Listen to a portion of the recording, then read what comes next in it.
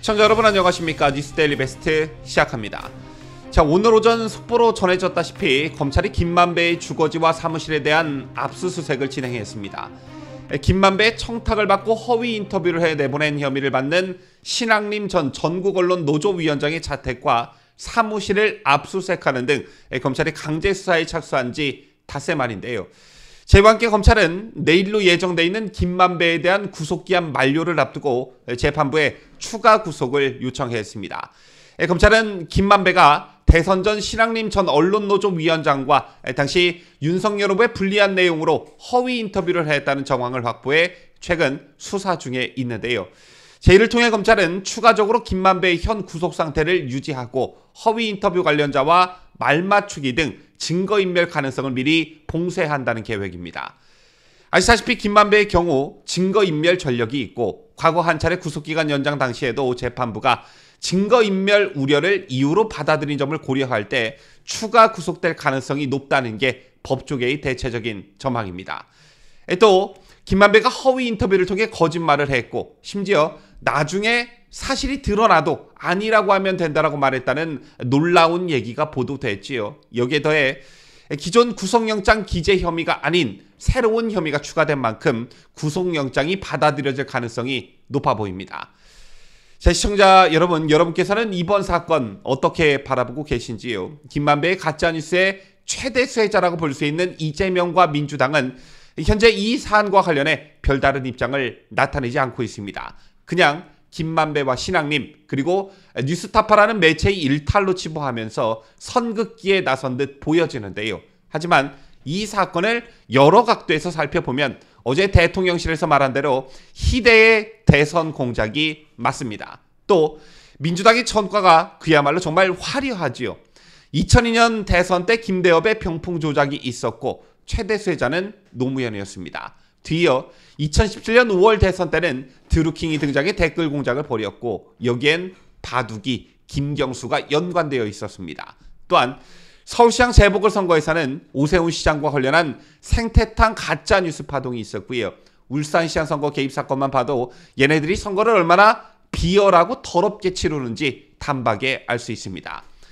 이런 상황에서 이번 사건이 더 충격적인 것은 언론사가 직접적으로 개입되어 있다는 것이겠지요. 물론 지난 과거에도 기울어진 언론 환경 속에서 선거를 치러야 했던 적이 많았습니다만 이번 사건만큼 언론사가 직접적으로 결부된 사건은 없었습니다. 자, 선거 기간 방송사를 비롯한 언론의 역할이 얼마나 중요한지 또 선거에 얼마나 막대한 영향을 미치는지 이건 너무나 자명하기 때문에 이 부분 또한 검찰 수사를 통해 책임을 반드시 물어야 될 것입니다. 자, 그리고 이번 사건을 보는 또 다른 시각이 있습니다. 그게 뭐냐 하면 이번 사건과 관련해 이재명 당시 후보와 민주당을 단순한 수혜자로만 봐야 하냐라는 점입니다. 자, 오늘 아침 장해찬 국민의힘 최고위원이 한 라디오 방송에 출연해 이재명과 김만배는 한 팀이라면서 허위 인터뷰가 이재명 측과 사전 교감을 통해 이루어진 것이다 라는 분석을 내놓았는데요.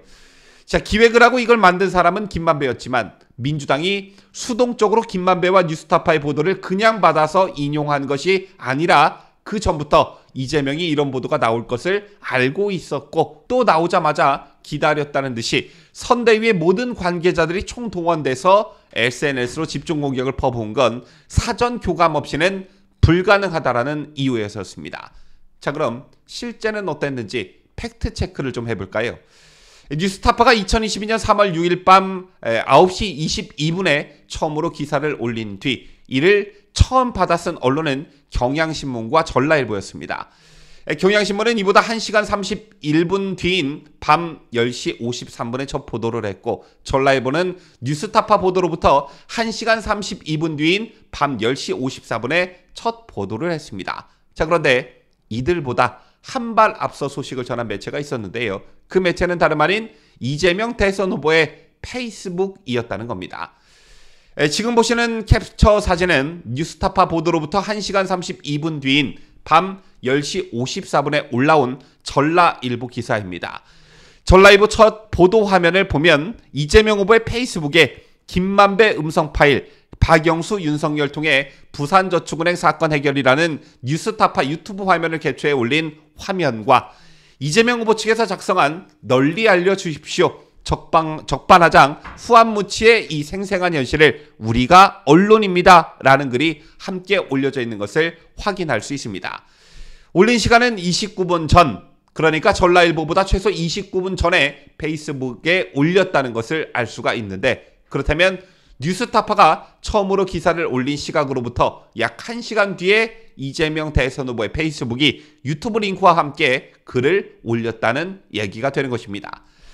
다시 말해 뉴스타파의 보도를 가장 먼저 받아쓴 매체가 경향신문도 한겨레도 오마이뉴스도 아닌 이재명 후보의 페이스북이었던 것입니다. 그런가 하면 이재명 후보의 페이스북을 보고 기사를 쓴 또 다른 매체가 있었는데요. 열린뉴스통신이라는 매체였습니다. 이곳은 이재명 후보의 페이스북 내용을 토대로 기사를 작성했는데 보도 시점이 6일 23시 38분으로 오마이뉴스보다 빠릅니다. 보시다시피 이 화면에서 이재명 후보의 페이스북에는 46분 전에 글을 올렸다고 적혀 있는데요. 열린뉴스통신이 윤석열 측의 반론, 즉 명백한 허위보도라는 입장을 넣어 기사를 쓴 것을 보면 열린뉴스통신은 매우 빨리 보도한 그런 셈입니다. 즉 뉴스타파, 이재명 페이스북, 열린뉴스통신과 전라일보의 유통 경로로 이 보도가 초기에 확산되어 나간 것을 알 수 있다는 것입니다. 종합하자면 1억 6,500만 원의 뒷돈을 받은 보도가 올라가자마자 이재명 후보가 페이스북에 올리고 이를 좌파 성향 언론에 일제히 전달한 것으로 유통 경로가 추정된다라는 것인데요. 1억 6,500만 원의 뒷돈 거래가 있었던 음성 녹취가 대선 불과 사흘 전 밤에 보도가 됐고, 보도되자마자 상대 후보이자 최대 수혜자라고 할 수 있는 이재명 후보의 페이스북이 언론에 대한 릴리스 창구가 된 것인데, 이게 과연 우연의 일치로 볼 수 있냐라는 것입니다. 또한 뉴스타파 허위 보도는 커뮤니티 사이트에서의 조회수 조작으로 상위에 검색되면서 급속히 퍼져나갔다고 하지요. 따라서 김만배 신앙림 그리고 뉴스타파뿐만 아니라 이재명 대선 캠프와 그의 지지층들 그리고 친 이재명 언론이 개별이 아닌 조직적으로 가담한 사건이라는 결론에 도달하게 되는 것입니다. 이게 아니라면 설명이 안 되는 그런 사건이다, 이렇게 보시면 되고요. 이 사건과 함께 과거 유사한 사건이 더 있었다는 게 밝혀지기도 했죠. 현재 검찰이 이 사건도 함께 추적하고 있는 것으로 알려졌는데, 서울중앙지검 반부패 수사 3부가 최근 천화동인 7호 실소유주인 전직 기자 배모 씨로부터 이 대표의 성남시장 재선을 위해 허위 제보를 했다는 취지의 진술을 확보했습니다. 이재명 측근인 정진상 전 민주당 대표실 정무조정실장과 대장동 민간업자들은 선거 당시 경쟁자였던 새누리당 신영수 후보 가족 관련 허위 사실을 언론에 제보했다는 의혹을 받고 있는데, 지방선거를 앞둔 2014년 4월 이른바 형수 욕설 파일이 공개돼 이재명에게 불리한 여론이 형성되었던 그런 시점이었습니다. 이런 정황은 정 전 실장 뇌물수수 혐의 공소장에도 나오는데요. 당시 YTN 기자였던 배 씨는 신 후보 동생이 형수욕설 관련 불법 파일을 유포해 검찰에 기소 의견 송치됐다는 허위 정보를 대장동 민간업자로부터 제보받습니다. 그 뒤 배 씨가 이를 같은 회사 기자 A 씨에게 전달했고, 선거 하루 전인 6월 3일 이런 내용의 보도가 나오게 됩니다. 그러자 이재명은 자신의 트위터에 해당 기사를 올리면서 이분 신영수 후보의 도덕성 판단은 여러분 몫이라고 적었습니다. 하지만 당시 신 후보 동생이 해당 혐의로 송치된 사건은 없었습니다. 그야말로 공작이었던 셈이죠. 유동규 전 성남도시개발공사 기획본부장은 지난 4월 정 전 실장 재판에서 김만배 씨 등을 통해 배 씨에게 내용을 전달했더니 기사가 보도됐다는 취지로 진술하기도 했습니다. 상대방 측이 대응하지 못하게 선거 하루 전으로 보도 날짜를 맞췄고, 보도 이후 정 실장이 최고다라고 말했다는 게 유동규 씨의 진술이었습니다.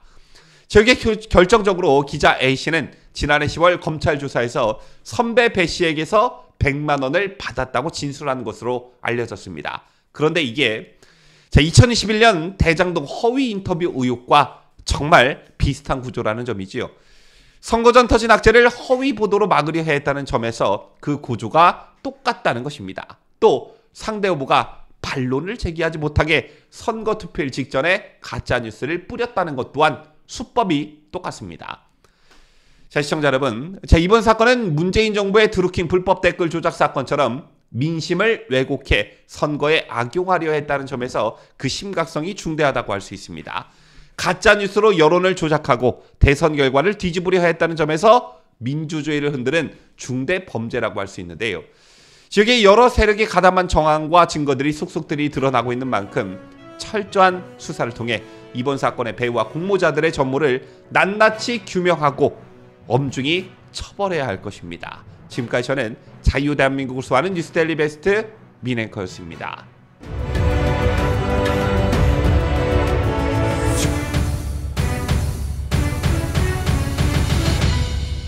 함께해요. 뉴스데일리 베스트.